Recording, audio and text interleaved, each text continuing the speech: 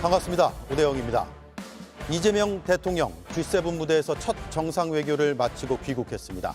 이 대통령은 민주주의의 힘으로 국제 무대에 당당히 복귀했다고 소회를 밝혔습니다. 다음 주에는 새 정부의 첫 총리 후보자인 김민석 후보자의 인사청문회가 열립니다. 외교, 인사, 굵직한 시험대를 지난 이재명 정부의 2주일. 오늘도 여야의 시각을 들어보겠습니다. 함께할 네 분을 소개하겠습니다.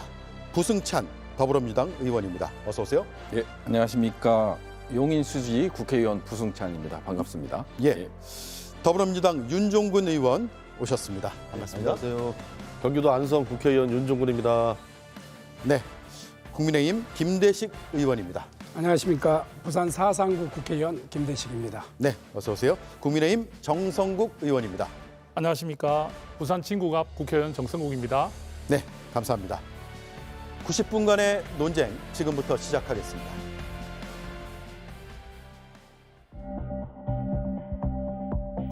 세계를 선도하는 대한민국이 될 수 있도록 국가 경제에 도움되는 거라면 최선을 다할 생각입니다. 친구를 젊고 미남입니다. You're very kind. 우리나라에서는 일본과 한국과의 관계를 가깝고도 먼 나라라고 작은 차이들이 그런 차이들을 넘어서서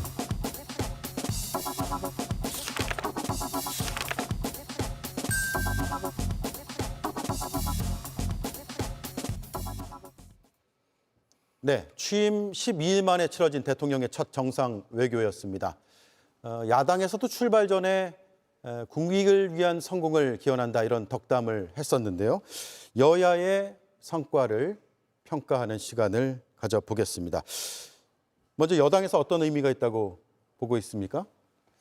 아무래도 저는 이제 G7이라는 게 거기에 이제 초청국이잖아요.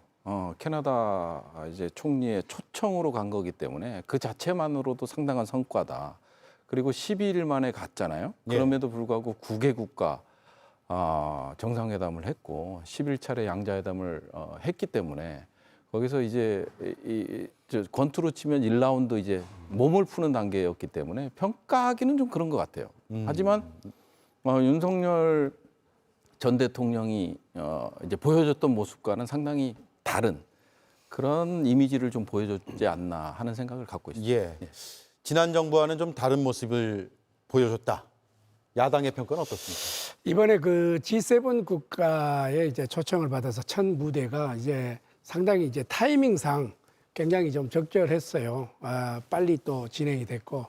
그래서 우리는 뭐 상당히 좀 기대를 했고, 아쉬운 점이 있다고 하면은 트럼프 미국 대통령하고 이 양자회담이 결렬된 이 상태에서 상당히 안타깝게 생각합니다. 왜 그러냐면은 굉장히 기대를 많이 했거든요. 통상 문제, 관세 문제, 외교 문제, 국경 문제 이런 부분을 했는데 다행히 그래도 이시바 일본 총리하고 대담을 통해서 양국 간의 긴밀한 협력 방안 이런 논의했다는 데 대해서는 저는 높이 평가를 합니다. 예. 다만 지난 정부와 어땠다 이것을 미리서 평가하기는 좀 섣부르고 앞으로 이제 실용적인 외교, 국익을 위한 외교를 펼쳐서 저는 우리 이재명 대통령이 우리나라를 위해서라도 반드시 성공한 대통령으로 남기를 바랍니다. 예. 예, 무엇보다도 이제 지난 반년 동안 중단되었던 정상 외교 무대에서 이제 대한민국이 다시 복귀를 신고식을 치른 거죠. 그런 면에서 이제 충분히 의미가 있었다고 생각을 하고요. 한미 정상 이제 회담이 되지 못한 것은 이제 또 그 사이에 또 이란하고 이스라엘 또 전쟁이 있었기 때문에 한미 간의 이제 정상회담은 워낙 또 중요한 자리이기 때문에 충분히 준비해서 하는 게 훨씬 더 좀 효과적이고 좋겠다 이런 생각이 들고 무엇보다도 이번에 이제 정상회담에 가서 이렇게 하시는 모습 보면서 이재명 대통령이 어떤 학습 능력이랄까 적응력, 뭐 발전도상인이다 이제 이런 표현들이 있었는데 정말 대통령 되고 불과 2주도 채 되지 않는 짧은 준비 기간이었지만 해외 정상들과 이제 다양한 주제를 가지고 편안하게 이렇게 외교하시는 모습 보면서 준비된 대통령이었다 이런 생각을 하게 됩니다. 예. 예, 외교에서는 정쟁을 앞세우면 안 되겠죠, 그죠? 지금 이재명 대통령께서 대통령 되시고 큰 행사를 할 수 있지 않습니까? G7 정상회의. 여기에 초청받아 가서 이런 역할을 하신 부분을 굉장히 저는 높게 평가해 드리고 싶습니다. 그리고 사실 이번에 중요한 이유 중에 하나가 뭐냐면 대한민국 국격이라든지 신뢰 문제를 회복시키는 부분이 굉장히 중요했지 않습니까? 저희 대한민국은 세계 10대 강국이라고 하고 자유민주주의의 헌법 질서를 굉장히 중요시 여기는 나라인데 12.3 비상계엄으로 인해 가지고 우리나라의 그런 어떤 국격이나 신뢰가 좀 많이 상실된 부분들이 있었습니다. 그런 부분에 대해서 빠른 회복을 해야 되고 또 우리 새로 되신 이재명 대통령께서 그렇게 정상회교에 당당하게 임하는 모습을 통해서 대한민국은 역시 이런 민주주의 회복력이 뛰어난 나라구나. 예, 상당히 우수한 나라다. 예. 우수한 국민이다 하는 것을 보여주신 그런 계기가 됐다는 점에서 상당히 평가를 하고 싶습니다. 예, 언급해 주셨다시피 한일 정상회담이 가장 눈에 띄는 일정 중에 하나였는데 가깝고도 먼 나라다. 다만 작은 차이는 넘어서자라는 발언도 나왔습니다. 이시바 총리 취임 이후에 계엄 사태로 지속되지 못했던 셔틀 외교도 복원됐다는 의미도 있고요. 이에 대한 평가를 좀 더 깊게 들어갔으면 좋겠는데 역시나 먼저 여당에서 시작해 주시죠. 작은 차이를 넘어선다라는 의미는 저는 상당히 와닿는 게 있어요. 예. 실질적으로 이제 뭐 영토, 역사 문제가 있잖아요. 그 차이를 의미하는 거고. 근데 이제 한일 관계에 있어서 미래지향적 협력 관계로 가자고 했잖아요. 그럼 1998년 김대중 오부치 선언의 맥을 같이 하는 걸로 보여져요. 예. 근데 이제 작은 차이를 어떻게 극복할 것인가. 그리고 우리 현재 한일 앞에 놓인 게 공통 분모가 많거든요. 뭐 예를 들어서 이란, 이스라엘 전쟁도 그렇고, 그거는 이제 우리가 이제 원유 같은 거 수입을 할 때 70% 이상이 이제 호르무즈 해협을 통해서 초크 포인트거든요. 그런 문제라든지 이제 통상 관계도 이제 자동차 관세, 철강 관세 이런 부분들이 지금 겹치는 게 있고요. 그다음에 북한과 러시아의 어떤 협력 관계도 상당히 한국과 일본에는 위협으로 다가오는 거거든요. 거기에 더불어서 이제 대만 문제도 있는 거거든요. 그래서 작은 차이를 넘어선다라는 거는 이제 김대중 오부치 선언 정신이죠. 그래서 이제 과거는 과거사대로 두고, 그리고 이제 지금 현실에 닥친 위기, 우리가 직면한 위기를 어떻게 극복할 것인가, 충분히 한일 간의 공통 분모를 가지고 협력의 모멘트로 작동할 수 있다. 예. 저는 그렇게 보는 거죠. 예. 국민의힘에서는 일본에 대한 이재명 후보 시절의 인식에 대해서 좀 우려를 했던 것도 사실이었죠. 그렇습니다. 지금 올해가 굉장히 중요한 해잖아요. 한일 국교 정상화 60주년이 되는 해고, 그동안에 이제 우리 부승찬 의원님께서도 말씀하셨다시피 DJ 그리고 오부치 선언 이후에 굉장히 좋을 때도 있었고 냉각기를 가질 때도 있었다 말이죠. 그다음에 지난번에 문재인 정부 때 상당히 좀 이 한일 관계가 비틀어진 부분이 있었고, 윤석열 정부에 와가지고는 그래도 좀 한일 관계가 조금 안만하게 좀 갔지 않습니까? 그런데 이번에 첫 우리 이재명 대표의 외교 무대에서 한일 관계에 실용적인 미래지향적으로 이렇게 턴을 하고 또 같은 한마당 쓰듯이 같이 쓰자 하는 그러한 발언은 굉장히 양국 간에서 긴밀한 그런 그 미래지향적으로 이렇게 예. 볼 수 있다. 이렇게 하나 보고, 또 하나는 이게 양국이 실질적으로 국가 간의 교류가 1년에 한 1,000만 명 가까이 이렇게 되고 있습니다. 그래서 이 국경 없는 이런 나라로 이게 갈 수가 있는데 역사적인 문제가 지금 늘 가로막고 있잖아요. 그래서 우리가 이제 이 대한민국에서 일본의 한일 관계에 그런 적극성을 띠고 있기 때문에 일본에서도 기존 우익 사상에 젖어 있는 의원들의 그 망언, 이런 부분을 앞으로 좀 우리가 서로가 긴밀하게 풀어나가야 될 하나의 예. 방법 중에 하나다. 그래서 셔틀 외교가 중요하고 서로가 한일 관계는 무엇보다도 과거 지향적보다 미래 지향적, 역사를 우리가 잊어버리자는 게 아니고 기억은 하되 미래지향적으로 또 이렇게 관계를 회복하는 이런 좋은 계기가 됐다, 이렇게 생각을 하고, 네. 이번에 이재명 대통령께서 이 상석을 이시바에게 양보하는 예. 이런 모습도, 이런 문화도 저는 아주 괜찮다고 이렇게 생각을 예. 합니다. 그럼 우려가 많이 불식됐다 이렇게 그렇습니다. 예, 예. 보고 계신 거네요. 네. 예, 저도 뭐 우리 김대식 의원님의 말씀에 많이 좀 공감을 하고요. 사실 제일 어려운 관계가 일본과의 관계 아니겠습니까? 우리가 가깝고도 먼 나라 이런 말을 많이 하고 있고 어떻게 보면 민간 차원에서도 가장 교류를 많이 하는 국가임에도 불구하고 어떻게 보면 우리가 일본과의 관계는 항상 쉽지 않은 관계인 것 같습니다.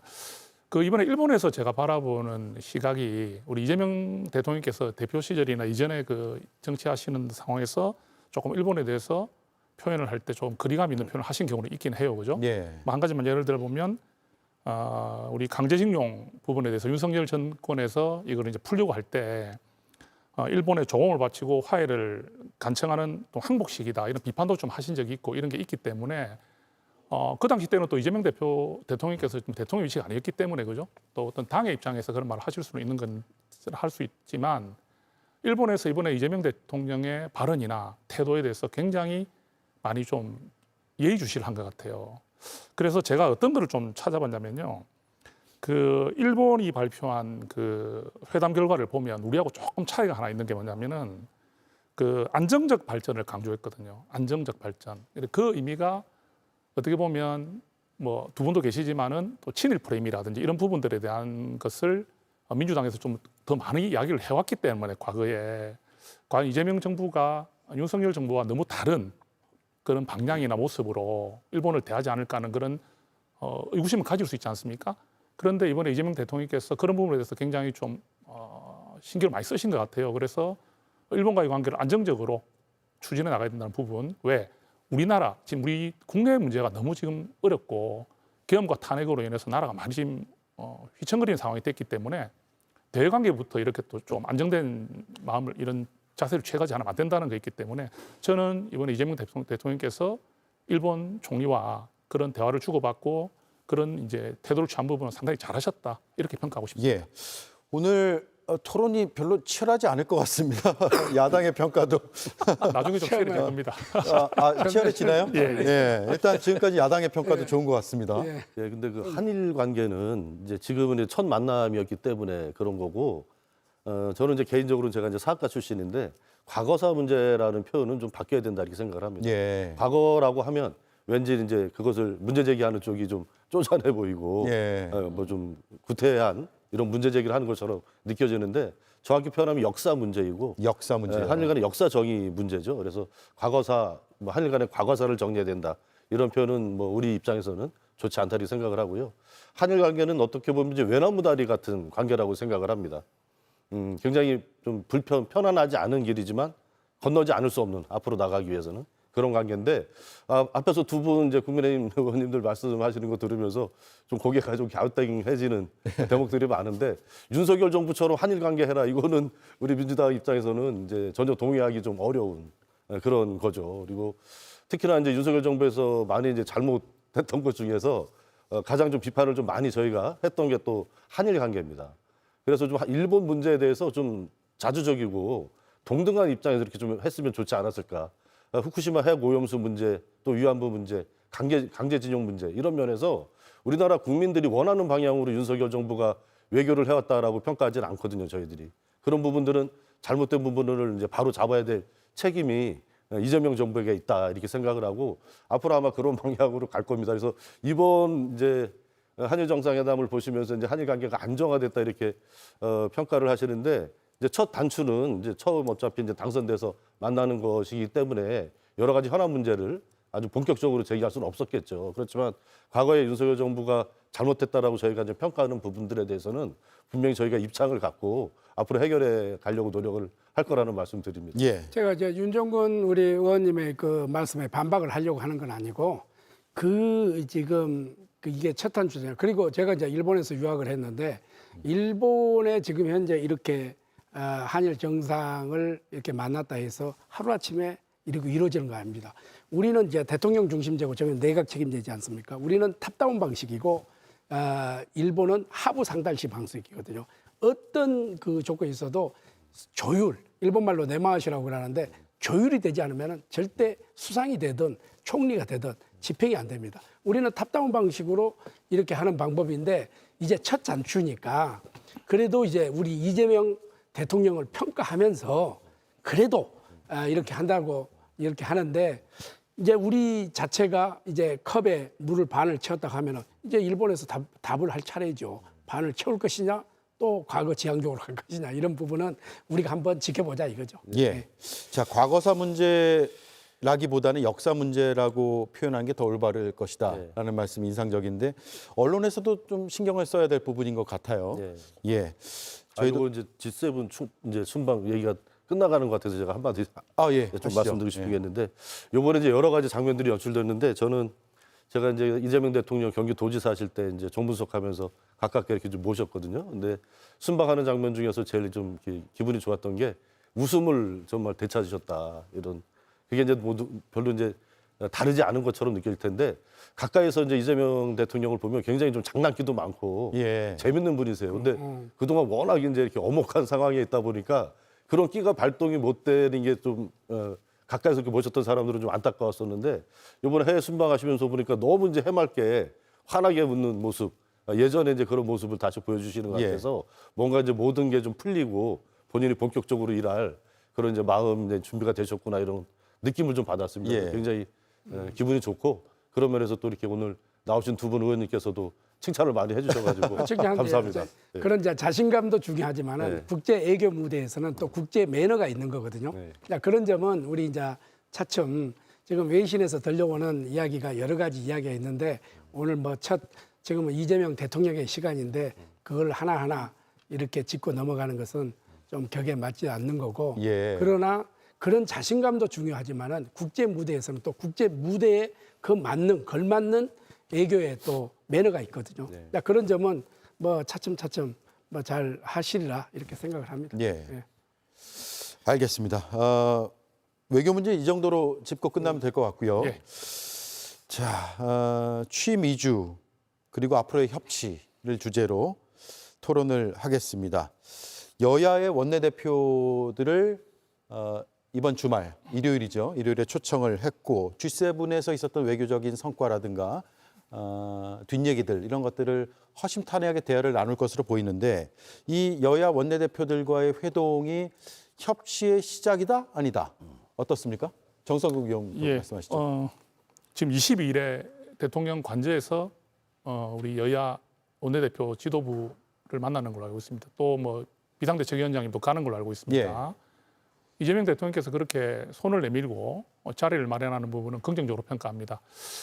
근데 이제 제가 늘 좀 걱정이 되는 부분은 이렇게 모션을 취하는 거는 좋은데 지금 사실 저희가 출발이기 때문에 외교 이런 부분에서는 저희가 아까 말씀하신 대로 사소한 부분을 다루지 않겠지만 이 국내 정치 부분만큼은 또 첨예한 대립이 있을 수 있거든요. 예. 지금 당장 저희들 같은 경우에 법사위원장이라든지 이런 부분들에 대한 요구 그리고 인사청문회에서의 그런 어떤 대통령의 결단이라든지 그죠 또는 상법 개정안이라든지 방송 3법 개정에 대한 그런 부분에 대한 이야기들 이런 것들이 굉장히 첨예합니다. 사실은 첨예한 상황인데 이런 경우는 이제 저희들이 외교 문제가 아니기 때문에 또 저희들이 적극적으로 저희 당의 입장을 피력하고 또 대통령께 강력한 또 어떤 건의도 드려야 되는 상황입니다. 그런 자리가 돼야 될 거라 생각하고요. 예. 이것이 과연 이제 협치를 하기 위한 모양을 내기 위한 것이어서는 안 된다. 그래서 저는 이재명 대통령께서 지금 국민들이 바라볼 때 어떤 부분이냐면요. 두 분도 이제 아실 것 같아요. 대통령 권력에 국회 170석 가까운 권력을 가진 사실 거대한 힘을 가진 대통령 아닙니까? 그렇다면은 이 초기에 주는 인상이 너무 중요해요. 그런데 이 상황에서 협치를 하는 모습을 보이다가 실제로는 대통령이 하고 싶은 대로 의지로 다 밀어붙였을 때 이런 일이 나올 때는 네. 우리 국민들께서 많이 실망하실 것이다. 그래서 지금 남백상처럼 엮여 있는 방금 말씀드린 그런 부분들이 대통령님과 우리 그 여야 지도부 사이의 대화를 통해서 서로가 좀 양보도 하고 또 받아들일 건 받아들이면서 협치의 모습을 실제로 보여드려야 된다고 저는 생각을 합니다. 그렇게 좀 기대를 해보겠습니다. 예. 자, 우상호 정무석을 임명한 것은 어떻게 평가하세요? 야당에서는? 우리 정성국 의원님께서도 말씀하셨다시피 저도 이제 동의하고요. 그리고 이제 이 협치의 물꼬를 떴다는 것은 저는 아주 긍정적으로 봅니다. 예. 저는 뭐 정치를 시작할 때도 그렇고 지금도 그렇지만은 여야가 통합하고 협치하고 대화하고 이런 부분. 지난번에 제가 윤석열 대통령에게도 공개적으로 내가 이야기를 했는데 야당하고 충분하게 대화를 해야 된다. 예. 이런 부분을 사실상 윤석열 정부에서 놓쳤어요. 그러나 지금 이재명 대통령이 뭐 해외 순방 갔다 와서 여야를 지도부를 불러서 이렇게 설명하고 같이 협조할 건 협조하고 또 이런 것은 상당히 좀 고무적이라고 봅니다. 저는 이제 부탁이 초심을 잃지 말자. 처음에 이렇게 시작을 했던 이런 야당과의 대화, 협치, 그다음에 국익을 위해서 외교 성과를 설명하는 이런 자리는 좀 꾸준하게 5년 내내 이러한 것이 계속 지속되고 서로가 또 부족한 거 있으면 같이 또 그 대화 속에서 털어내고 또 협조할 것은 협조하고 또 우리가 비판할 것은 비판하고 이러한 모습이 건전한 여당과 건전한 야당이 아니겠습니까? 예. 그런 점에서 대통령이 첫 스타트로 협치를 시작했으니까 그 방향으로 쭉 갔으면 좋겠다 하는 바람입니다. 예. 취임 당일에도 여당, 야당 지도부 만나서 함께 예. 오찬을 했고요. 또 이번 일요일에 대화를 하고 또 만나는 그런 시간이 마련되어 있습니다. 앞으로 계속 이런 야당과의 대화 이어질까요? 어떻게 이게 예상하세요? 윤석열 정부를 제외하고는 전부 이런 게 관례적으로 이루어져 왔거든요. 예. 그러니까 여야 지도부에다가 외교 이후에 정상 외교 이후에 이거에 대한 설명의 자리를 가지고 협조 요청하는 게 뭐 이명박 정부, 박근혜 정부 다 이루어져 왔어요. 윤석열 정부에서만 이루어지지 않았던 거거든요. 예. 그러니까 뭐냐면 이 협치라는 거는 결국 모든 거를 만족시킬 수 없잖아요. 야당하고 이제 국정 운영의 파트너인데 모든 거를 만족시킬 수 없지만 이게 부분적으로 만족시킬 수 있는 게 있는 거거든요. 이런 외교를 설명함으로써 이 부분은 잘했으니 적극적으로 밀어달라. 예. 야당에서 협조를 해달라. 입법적으로 보조를 해달라. 이런 게 되는 거거든요. 그래서 만남이 없는 상태에서 뭘 하겠다 하는 거는 윤석열 정권의 완전 패착이라고 저는 보여져요. 단 한 차례 만났지 않습니까? 취임하고 나서 이재명 대표를 대통령실에서 단 한 차례 만난 거 외에는 어떤 외교에 대한 설명도 없었거든요.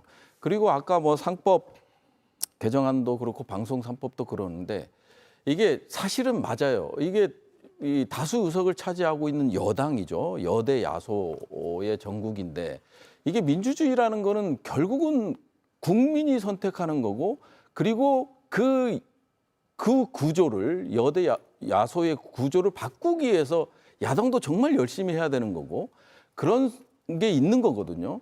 그래서 이 민주주의라는 제도가 변하지 않는 이유는요. 이거보다 나은 제도가 없기 때문이에요. 그러면 먼저 야당에서 반성을 하고 국민들이 받아들일 수 있는 그런 모습을 통해서 선거를 통해서 또 책임을 지면 되는 거거든요. 이게 여대 야소이기 때문에 안 된다. 이런 방향은 결국은 민주주의 제도를 포기하자라는 건데 민주주의 제도를 포기할 수 있는 게 없어요. 가장 좋은 제도이기 때문에 지금까지는. 그래서 이런 부분에 대해서는 이게 물론 대통령도 중요하지만 이런 입법과 관련돼서는 국회 차원에서 어떻게 협의를 해 나갈 것인가, 어떻게 보조를 맞춰 나갈 것인가 이런 게 중요한 거고요. 그런 측면에서 봤을 때 야당이 대신 국민의힘에도 기회는 있는 거잖아요. 그죠? 지방선거도 있고 그다음에 또 3년 후에 총선도 있기 때문에 거기서 이제 국민적 심판을 받아서 예. 하는 게 이제 이 민주주의의 어떤 원리잖아요. 예, 그런 관점에서 좀 정치도 바라봐 주셨으면 좋겠다 하는 생각이 드네요. 예. 예, 강대식 의원님께서 이제 초심 잃지 말라고 이제 좋은 말씀 해주셨는데요. 김대식. 죄송합니다. 그 대통령 만나면 꼭 잘 이제 전달해 드릴 거고요. 예. 그 초심을 잃지 말라고 이제 말씀해 주셨는데 이재명 대통령 자체의 초심 자체가 대화하고 타협하고 설득하고 이런 걸 너무 좋아하고 즐기세요. 그러니까 뭐 많이들 보셨겠지만 갈등 현장을 회피하지 않는 정치인이고 또 갈등의 상대들하고 논의하고 그 자리에서 이제 수용할 건 수용하고 또 안 된다는 건 또 뭐 안 된다고 생각되는 건 또 칼처럼 자르고 이렇게 하는 스타일이거든요. 그래서 뭐 잘 아시겠지만은 계곡 정비 이런 것도 정말 갈등에 첨예한 생업이 달린 그런 문제이지 않습니까? 그런 갈등 현장에 들어가서 타협책을 찾아내고 거의 뭐 100%에 가까운 그 주민들이 상인들이 자발적으로 그 시설을 철거하는 이런 이제 성과를 냈었고 코로나 때도 이제 경기대 이제 학생들 기숙사를 이제 코로나 그 이제 그 수용이라고 해야 되나 하여튼 환자분들이 이렇게 예. 치료소로 갑작스럽게 어떻게 보면 강제로 차출해서 써야 되는 그런 상황이어서 학생들이 굉장히 반발이 심했었는데 그때도 현장에 가서 다 대화하고 타협하면서 얼마나 이렇게 처리를 하셨어요. 그리고 가까이서 이렇게 또 이제 평소에 말씀하실 때도 정치가 그런 게 재밌다 본인은 갈등 있는 현장에 들어가서 타협을 이끌어내고 또 거기에 이제 각자 만족하고 각자의 삶이 개선되고 그런 상황을 이제 지켜보는 것이 정치하는 사람으로서의 어떤 재미다. 이제 이런 얘기 평소에도 많이 하셨거든요. 그래서 앞으로 국민의힘에서도 여야 간에 뭐 이견이 있을 수밖에 없는 거 아니겠습니까? 중요한 것은 이견이 있다는 것 자체가 아니라 그거를 가급적이면 어떻게 하면 대화 타협으로 서로가 그래도 만족할 수 있는 범위 내에서 해결책을 찾아내느냐. 예. 이게 이제 정치의 묘미이기 때문에 그런 면에서 충분히 잘 준비되어 있는 분이다. 그래서 기대를 갖고 많이 좀 대화를 하시면 좋을 것 같고요. 벌써 이제 상법 얘기도 나오고 뭐 쟁점 법안이 쟁점 사안이 없을 수가 없는데 아까도 이제 저 대기실에서도 말씀하셨잖아요. 지금은 이재명 대통령의 시간이다. 아, 예. 넓은 마음을 갖고 좀 폭넓게 바라봐 주시면 좋을 것 같고 예전에 이제 정치가 낭만이 있을 때는 6개월은 허니문이다 그래서 야당에서도 별로 문제 제기 안 하고 언론도 문제 제기 안 했는데 이게 3개월로 줄다가 요즘은 뭐 일주일도 안 가요. 그러니까 허니문이 없어지고 그냥 바로 당선 다음 날에 지옥문이 열린다. 뭐 이런 얘기도 하는데 그런 면에서 좀 국민의힘께서 좀 더 넓은 마음으로 대통령하고 많이 좀 우리 대화해 정세균 주시면 좋을 의원님하고 것 지금 허니문 기간을 드리고 있잖아요. 예, 자연스럽게. 두 아니, 분은 잘하신 아주- 거는 잘하신다. 예, 이렇게 예. 하고 예. 또 그리고 또 우리가 또 주문해야 될 사항 뭐 조심스럽게. 그렇죠. 정치는 사실상 그렇지 않습니까? 갈등 속에서 그 최대의 공약수를 뽑아내는 거고 또 하나는 민주주의라는 것은 49% 반대와 51% 찬성, 2%로 가는 거 아니겠어요? 그런데 작년에 우리가 1년 동안을 지켜보니까 너무 여야가 갈등해. 이게 그게 다르죠. 두 분은 좀 심했다. 국민의힘에서도 이 대화하시죠. 그런 측면에서 사실은 좀 이제는 민주당이 야당이 아니고 집권당이 됐잖아요. 예. 그리고 거대 의석을 가지고 있잖아요. 이런 거기 때문에 좀 시야를 넓게 하고 그다음에 민주당에서 계속 선거 때 보니까 뭐 캐치프레이가 경청 아니었습니까? 네. 경청. 그러니까 야당의 소수의 목소리도 좀 듣고 국정에 좀 반영할 수 있는 것은 가감하게 반영하는 네. 그런 정치를 좀 해달라는 거죠. 예. 저도 한 말씀 좀 아까 우리 부성찬 의원님 말씀 공감합니다. 의원님 좋은 말씀 하셨고 국민들께서 권력을 주셨으니까 우리가 좀 권력 행사를 하는 부분은 뭐 좀 부득이한 부분이 있고 다음 선거에서 좀 심판받고 또 우리가 또 국민의 선택을 받는 것이란 말에 공감합니다. 근데 거기에 제가 조금 그래도 말씀을 드리고 싶은 것은 우리가 이 정치라는 것은 이 다수결의 원리라는 것도 마지막에 작동해라고 하는 거거든요. 그 제가 학교에서 선생님으로 학생 가르칠 때도 이게 다수결의 원리를 강조하지는 않았던 것 같아요. 그죠? 정치와 이런 부분들은 대화 타입이고 그리고 물론 국민들께서 권력을 주신 건 맞는데 그 권력이 항상 옳지는 않습니다. 우리가 다수가 항상 옳은 것도 아니거든요. 그죠?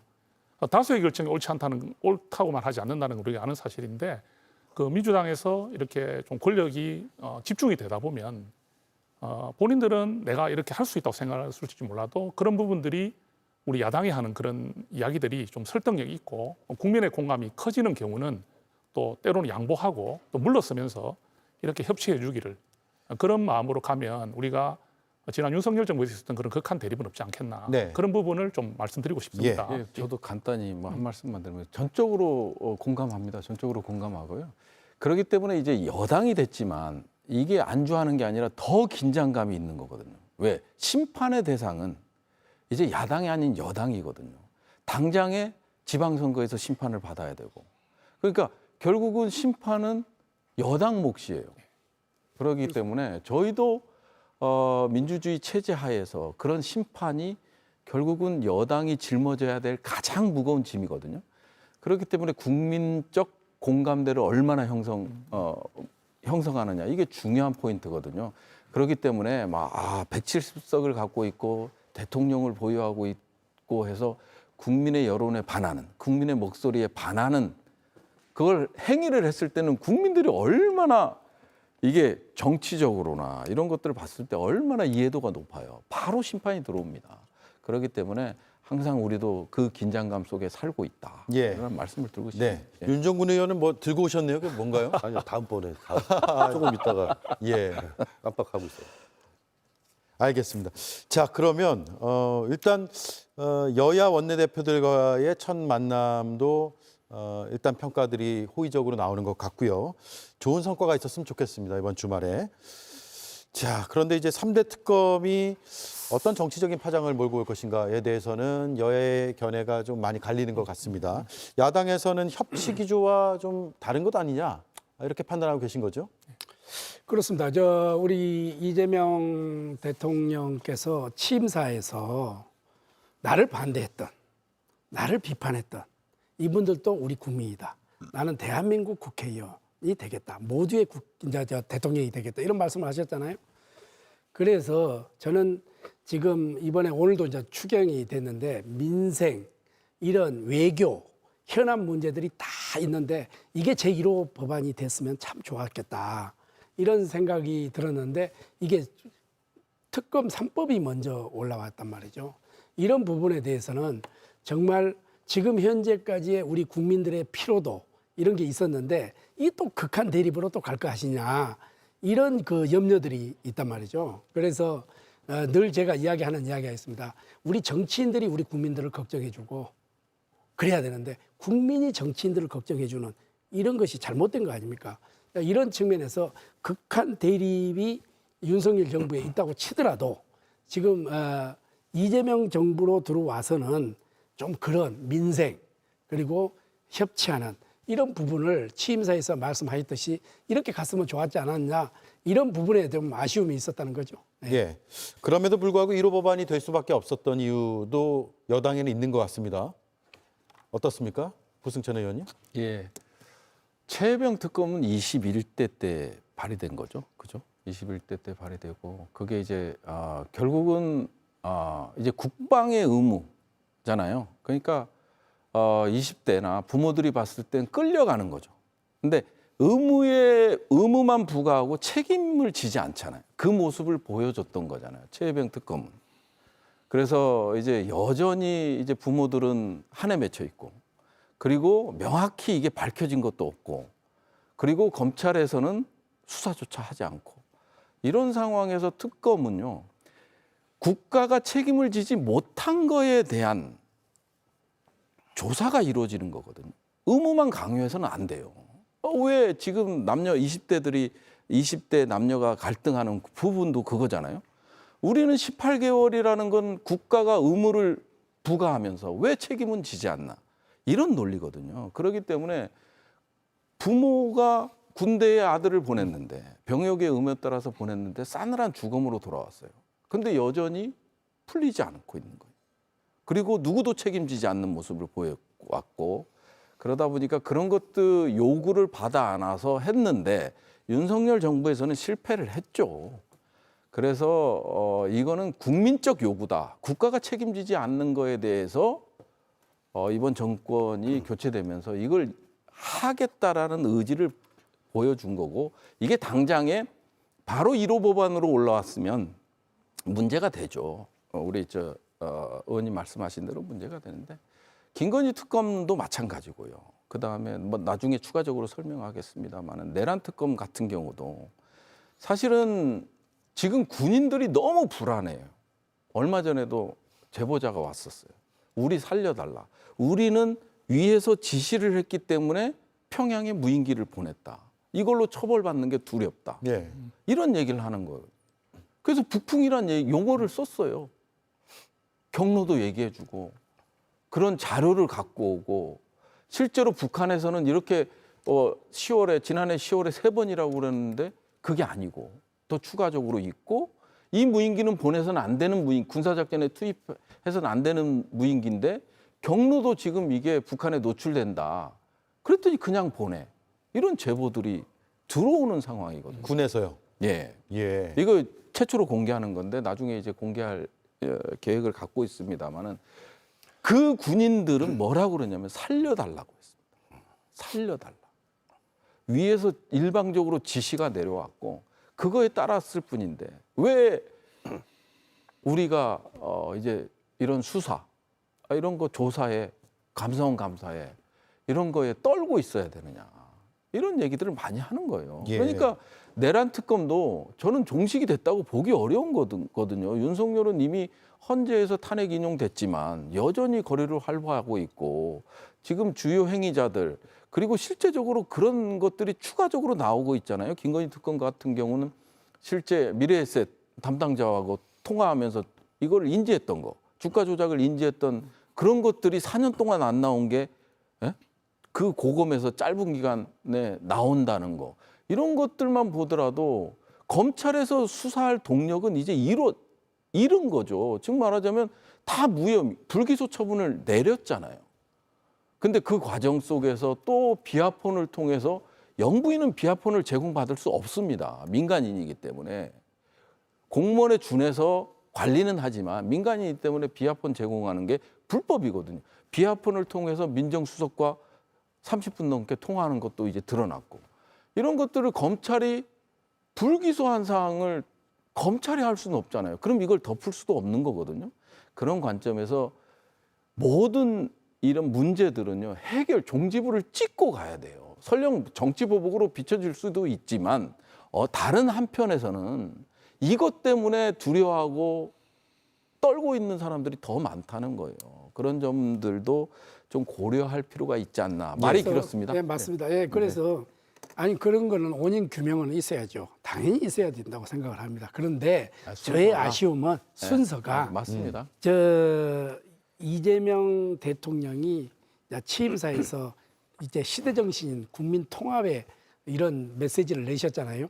그렇게 하면은 정말 현안 문제들이 산적해 있잖아요. 지금 이런 문제들이 조금 더 이게 꼭 그렇게 지금 현재 수사하고 있는 중이니까 네. 그 뒤에 먼저 1호 법안이 민생이라든지 외교라든지 통상이라든지 뭐 국방이라든지 말씀하셨던 이런 부분이 더 나왔으면은 더 나았지 않느냐 하는 그런 평가를 하는 겁니다. 예. 예. 그 특검 취지 자체를 완전히 반대하는 것은 아니다. 다만 시기와 순서의 문제. 그렇죠. 그러니까 이다, 그런 라는 부분이 말씀이고. 1호가 예. 1호가 3대 특검이 됐기 때문에 예. 그러한 아쉬움이 지금 현재까지 대립해 왔는데 또 대립이가 이 국민들이 그렇게 걱정을 할 수 있잖아요. 예. 그런 부분을 이야기하는 겁니다. 저는 이 세 가지를 조금 약간 다르게 보고 있습니다. 예. 먼저 최혜병 특검법 같은 경우는 그때 한동훈 전 대표께서 당대표 출마할 때 정말 좀 이슈가 됐잖아요. 최혜병 특검법은 고려해 볼 수 있다. 네, 제3자 특검으로요. 그게 굉장히 큰 어떤 이슈를 몰고 왔죠, 그죠? 그리고 이제 우리가 비상계엄 나기 전에 김건희 여사에 대한 문제들이 많이 이제 나오면서 그 비선 실세 부분들 나오고 할 때도 한동훈 전 대표가 당 대표로서 그 부분에서 대통령에게 직언도 하고 그러면서 그런 부분들을 많이 이제 하려고 했지만 사실상 그게 받아들여지지 않았었어요. 그래서 저는 사실 그때가 참 아쉽습니다. 이제 이렇게 최혜병 특검이나 김건희 특검 같은 경우는 우리가 이제 피할 수 없는 상황이라고 보고 있습니다. 다만 이 내란 특검법은 조금 의미가 다른 것 같아요. 우리 그 지금 뭐 부승찬 의원님이나 윤종근 의원님께서는 뭐 결과 분명히 이 부분에 대해서 짚고 넘어가다는 거 공감합니다. 하는데 제가 이 특검법이 발의될 때마다 늘 우리가 국민의힘에서 요청하면 나오는 이야기들이 이 인지된 관련 사건의 수사를 넣는 부분이 항상 우리는 문제가 됐었어요. 그러니까 지금까지 항상 이래 특검법을 발의하실 때 우리가 늘 받아들일 수 없는 것 중에 큰 이유 중에 하나는 인지된 관련 사건 수사거든요. 그러면 지금 나와 있는 이 내란 특검법도 검사 수가 무려 267명에 110일간 이 조사를 할 수 있는데 인지된 관련 사건을 수사하기 시작하면은 이게 우리가 말한 우리 부승찬 의원님께 말씀하신 내란이라는 그 자체에 대한 내란 혐의에 대한 그런 확고한 정리를 위한 부분을 넘어서서 정말 국민의힘이라는 이 보수 정당의 국민의힘 저희 당 그때 김대중 의원님 그때 우리 굉장히 혼란스러웠잖아요. 그 혼란스러운 상황이 정말 어떤 계엄을 옹호하기 위한 나쁜 의도를 가진 분들은 거의 없다고 봅니다. 저는 거의 절대 다수가 정말 우왕좌왕했어요. 저는 계엄 해제 표결에 들어갔지만 들어오지 못한 분들의 그 입장이나 그 상황도 충분히 공감을 합니다. 그런 상황인데 이 수사가 만약에 국민의힘의 그런 어떤 꼭 필요한 정도의 수사가 아니라 뭐 이게 또 나오고 하는 데 대해서 추가 수사가 이루어지고 확대 수사가 이루어지면서 우리가 말하는 이제 보수 괴멸, 이 국민의힘을 괴멸시키겠다는 이런 의도가 보인다든지 그래서 혹시 민주당 의원 중에 일부가 말씀하고 계시는 일부 위헌정당 제소까지 이야기하시는 분이 계시지 않습니까?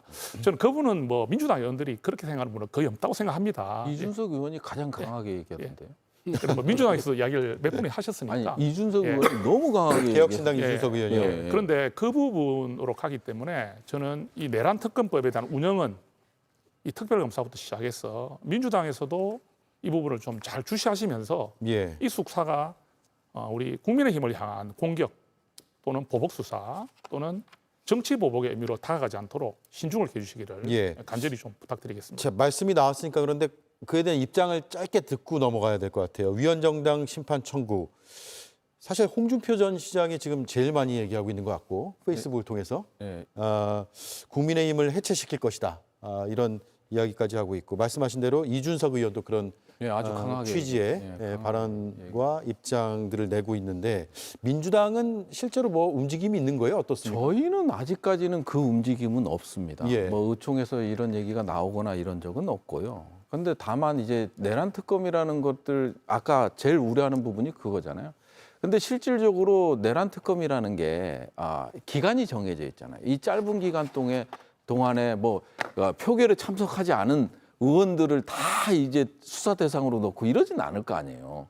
그러면 그 과정 속에서 추경호 전 원내대표 같은 경우는 문자 메시지를 뭐 이게 본회의장으로 했다가 다시 이제 당사로 했다고 4번씩이나 이제 바꾸고 그리고 이제 국회의장한테 실질적으로 의결 그 계엄 해제 의결 시간을 연기해달라, 좀 뒤로 밀어달라라는 문제라든지 그 계엄 직후에 바로 선포 직후에 윤석열 대통령과 통화한 거라든지 이런 것들은 수사가 불가피한 거죠. 근데 그거 이 원내대표의 의견을 따랐던 사람들을 전부 수사 대상으로 넣는 건 절대 아닙니다. 그리고 이게 시기적으로 딱 한정을 해놨잖아요.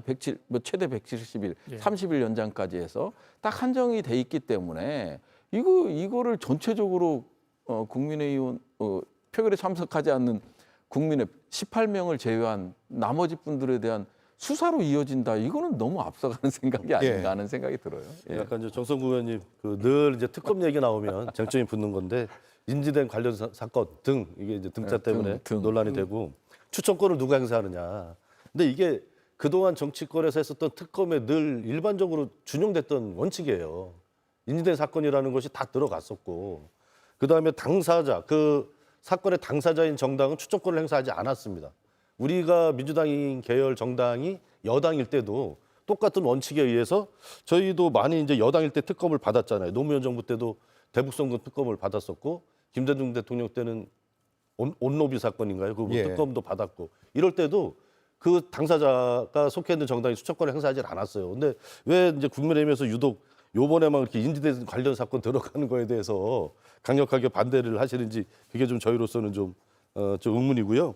그다음에 특검이라는 것을 이제 지금 국힘에서 이제 국민의힘에서 정치보복이다 이제 협치기조에 어긋난다 이런 얘기들을 많이 하시는데 이것은 민주당이 추진한다라기보다도 국민들의 압도적인 다수가 지금 찬성을 하고 있습니다. 특검 찬성 여론이 한 60% 중반대, 65% 이렇게 좀 나오고 있고 보수 이제 국민의힘 지지세가 강한 부울경 같은 경우도 60% 가까운 국민들이 특검 찬성을 하고 있어요. 그래서 이것은 정치보복 그런 관점이 아니라 제대로 이제 잘못된 과거를 청산하는 게 필요하다 이런 거고 경제 위기 극복을 위해서도 삼특검은 꼭 필요하다 이렇게 생각을 합니다. 지금 뭐 잘 아시겠지만 올해 우리나라 국가 경쟁력 평가가 전 세계에서 22에서 27위로 7계단이나 하락을 했거든요. 그리고 윤석열 12.3 계엄 사태 이후에 6개월 동안 우리나라 경제가 정말 낭떠러지 떨어진 거는 다들 인정하시잖아요. 그래서 무너진 경제를 살리고 민생 경제를 회복하기 위해서라도 삼특검을 통해서 12.3 계엄에 대한 정확한 진상 규명 이런 것은 필요하다. 저는 그렇게 좀 말씀드리고 싶습니다. 예, 특검이 환부를 도려내는 그런 수사를 해야 된다라는 의견들이 꽤 있더라고요. 물론 방대하게 수사도 이루어질 수 있겠지만 엄정하고 철저하게 해서 꼭 밝혀내야 되는 것들을 제대로 밝혀내는 그런 특검의 수사로 가야 된다는 데는 다들 동의하시는 거죠. 예. 이 역사의 한 페이지잖아요. 이게 계엄이 아까 우리 정성국 의원님 말씀하셨다시피 우리가 이 계엄이 잘했다고 하는 우리 국회의원은 아무도 없어요. 잘못됐죠. 오명이 잘못됐습니다. 이게 역사의 한 페이지죠. 원인 규명은 하고 넘어가는 건 맞죠. 예. 맞는데 우리 정성국 의원님 생각이나 우리 국민의힘 의원 생각들은 네. 이게 원인 규명에 초점이 맞춰져야 되는데 이것이 다른 방향으로 선회를 한다고 하는 것은 이건 좀 문제가 있다. 이렇게 이제 우려를 한다는 거죠. 네, 예. 저도 예. 국민의힘 당에서 항상 얘기를 하잖아요. 인지수사. 이 네, 부분은 인지수사. 빠져야 된다. 근데 사실 이 내란 특검과 관련돼서도 상당히 협의를 해왔어요. 그러니까 제3자 추천에서 이제 그때 야당일 당시에 야당 추천이 아닌 결국은 대법원장 추천으로 바꿨고 내란도 내란 부분에 한정해서 했고 외환은 뺐고요. 이제 이런 부분들이 잘 사실은 많은 양보를 했죠. 근데 이제 인지수사라는 요거에 막혀갖고 등이라는 그거 하나로 인해서 그러면 수사 중에 밝혀지는 거 새롭게 나오는 것들은 다 수사 대상이 돼버리는 거 충분히 이해는 하지만 오히려 국민의힘에서는 그래도 협의가 되고 협조가 됐던 윤석열 정부에서 특검법을 동의해 주셨다면 오히려 이런 불만들은 좀 적었지 않았을까, 우려는 좀 더 적었지 않았을까 하는 생각도 들긴 합니다. 예. 자, 특검 얘기까지 해봤고요. 다음 주에 이제 총리 후보자 인사청문회가 예정이 돼 있습니다. 이제 나흘 정도 남았는데 민주당에선 정치 공세다, 또 국정 방해다 이런 입장을 냈고요. 국민의힘은 사퇴를 해야 된다라는 입장으로 부딪히고 있습니다. 김민석 총리 후보자의 어떤 문제 때문인지 먼저 문제를 제기하고 있는 야당의 입장부터 들어보겠습니다. 저는 기본적으로요. 예. 이 정치를 할 때도 그랬고 정치를 안 할 때도 그렇고 정권을 왜 잡습니까? 인사, 행정, 재정을 지키기 위한 거 아닙니까? 저는 정권을 잡은 쪽의 인사는 알아서 하라는 겁니다. 예. 제 주장은 뭐 성공해도 같이 성공하고 실패해도 실패하는 겁니다. 그런데 이번에 이런 우리 이제 김민석 우리 총리 후보자는 저는 개인적으로도 또 친해요. 저하고 대화도 많이 하고 제가 여의도 연구원장 할 때 민주연구원장을 하고 예. 카운터 파트너도 하고 사람 참 훌륭한 분이에요. 대화를 하면 할수록. 그러나 여러 가지 현안들이 있어요. 우리가 그리고 지금 청문회 안 하고 이렇게 통과시켜줄 수도 있죠. 그러나 이게 헌법에 이제 부여돼 있고 이게 절차가 있지 않습니까? 그러니까 우리가 이제 개인적으로는 감정이 없지 않습니까? 그러니까 국민들이 알 권리를 우리가 국회의원들을 통해서 청문회를 통해서 해주는 거 아닙니까? 반대로 윤석열 정부 때도 민주당에서 그렇게 했고 그러나 이것을 뭐 망신주기다. 이거 망신 주는 거 아닙니다. 그래서 조금 궁금해하는 거. 국민들이 이런 부분은 좀 알고 싶다 하는 이런 부분들을 국회의원들이 대신을 해주는 거니까 그러한 것만 해명을 잘 좀 설득하고 해명을 하면은 저는 초창기에는 사실은 협조할 건 해줘야 된다고 하는 것이 제 지론입니다. 그래서 국민 눈높이에 맞느냐 맞지 않느냐. 예. 이것을 충분하게 좀 우리 후보자께서 설명을 해주면은 저는 된다고 생각을 해요. 그래서 절대 망신 주기가 아니다 이런 것을 미리서 제가 말씀을 드립니다. 예, 국민 눈높이에 맞느냐 아니냐를 따지면 될 것이다. 충분히 지금 설명이 안 되고 있다고 보시는 거예요? 어떻습니까? 새 정부가 들어섰는데 국정의 2인자 국무총리 인사청문회가 이렇게 좀 혹독한 검증이 들어가는 부분은 좀 이해를 해주셔야 될 것 같아요. 국무총리라는 자리를 좀 따져보면요. 국무총리는 국민이 직접 선출하는 자리는 아니지만 국민이 뽑은 국회의원들이 같이 있는 국회의 동의를 얻어야 되는 자리입니다. 그럼 만약 저희가 의석수가 150 과반이 안 되는 상태에서 임명하려고 하면 임명이 안 될 수도 있는 자리입니다.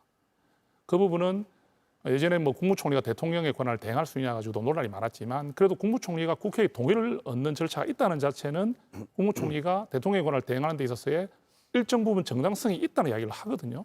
그만큼 중요합니다. 그리고 이재명 정부에 대한 기대가 또 크잖아요. 그죠? 큰 상황에서 이제 국무총리를 임명하는데 야당이 된 저희들이 이렇게 좀 철저한 검증을 하겠다는 것을 어느 정도는 좀 인정을 해야 되는데 저희 메신저 역할을 하고 있는 의원들이 또 대래 좀 공격을 당한다든지 이런 부분들은 저는 좀 바람직하지 않다 생각을 합니다. 물론 뭐 기분도 나쁘고 감정도 상하고 지나치지 않느냐는 생각을 할 수는 있는데 저희가 지금 야당이 됐거든요. 야당이 존재하는 이유는 견제잖아요. 또 인사청문회가 존재하는 이유가 뭡니까? 아무래도 공직을 수행하는 가장 중요한 자리에 있는 국무위원들, 그죠? 국무위원들은 이번에 계엄을 선포할 때도 국무회의의 의결을 거치지 않은 것이 절차적 정당성을 어겼다는 말이 나올 정도로 국무위원의 역할은 상당히 중요합니다. 그런데 그런 상황에서 지금 나오는 의혹들이 있는데 물론 이 의혹들 중에서 김민석 후보자가 봤을 때 좀 억울한 부분도 있을 수 있어요. 그렇지만 우리가 충분히 제기할 수 있는 자료 요청, 수치로 증명할 수 있는 것들 있지 않습니까? 그럼 오늘 하나 예를 들면은 그 청와대 그 출입국 기록은 김민석 후보자께서 아마 공개를 한 걸로 제가 알고 있습니다. 그러면 그 공개된 자료가 조금 부실하든 어떻든 간에 그건 나중에 할 이야기고 그런 의혹이 나왔을 때 빨리빨리 좀 자료로 대응을 해주시면 내가 뭐 열심히 다녔다, 뭐 이 시간에 시간을 빼서 최고 뭐 회의를 끝나서 갔다 이런 식으로 표현하기보다는 정확한 자료를 통해서 국민들에게 이해를 시키는 것이 맞지 않았느냐. 그리고 나머지 재산 부분도 뭐 내 전처가 이렇게 아이의 학비를 댔다 이런 식으로 어떤 말씀하기보다는 그런 부분들을 좀 실질적으로 누가 보더라도 좀 고개를 끄덕거릴 수 있는 자료를 제시해 주시는 예. 부분이 그게 바로 후보자의 자세가 아닌가 생각이 듭니다. 그래서 오늘까지 아마 자료 제출이 된 게 많지 않습니다.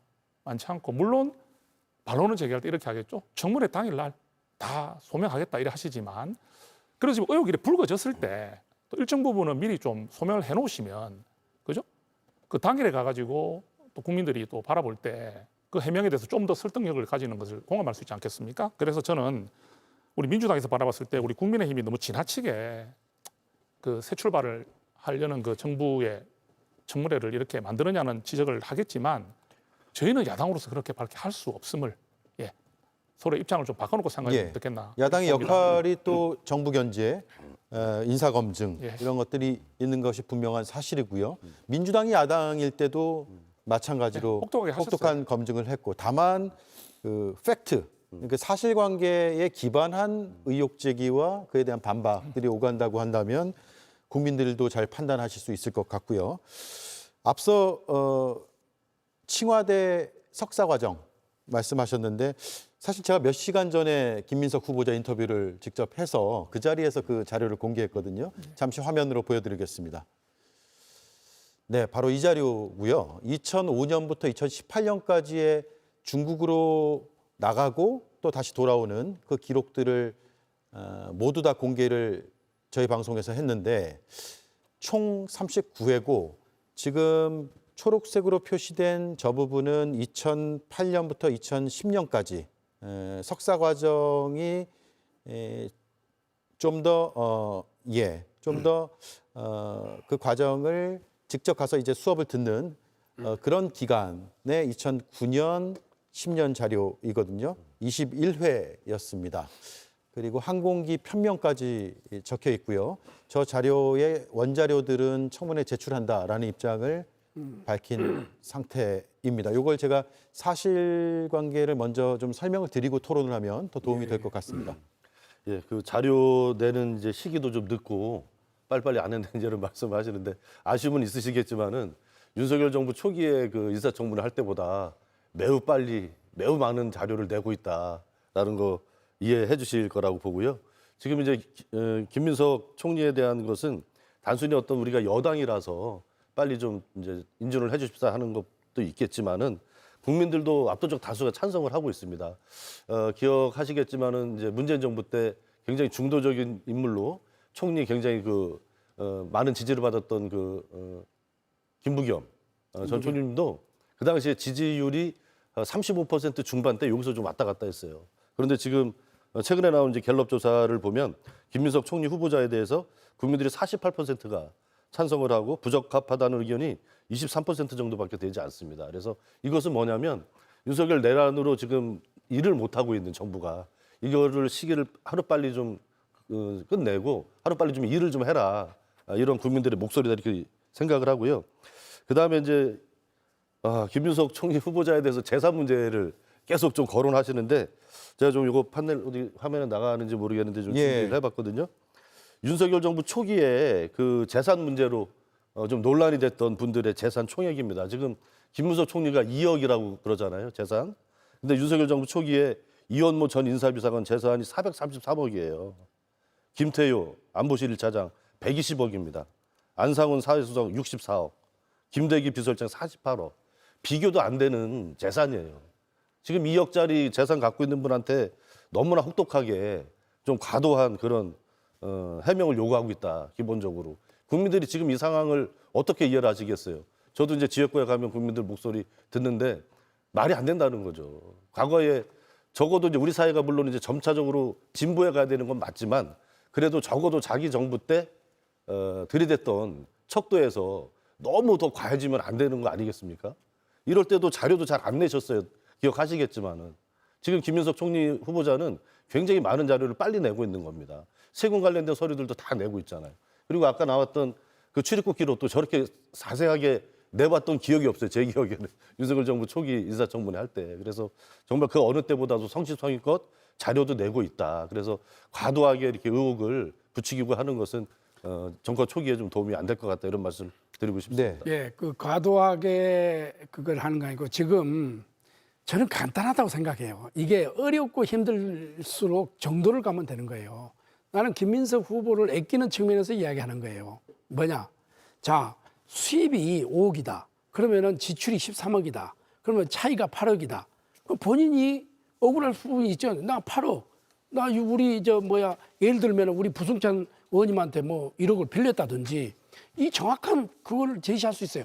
어느 정도의 다 맞출 수는 없겠죠. 예. 하다 보면은 그러면 약간의 차이가 있어. 아, 그러면 국민들이 봐서 저 정도로면은 우리가 이해한다. 저도 전 재산이 2억밖에 없다 이래서 깜짝 놀랐어요. 이게 공짜가 하나 빠졌나? 이렇게 생각을 했는데 정말 안타깝기 짝이 없죠. 왜냐하면 평소에 그렇게 하면서 또 본인이 야인 생활을 또 오래 했잖아요.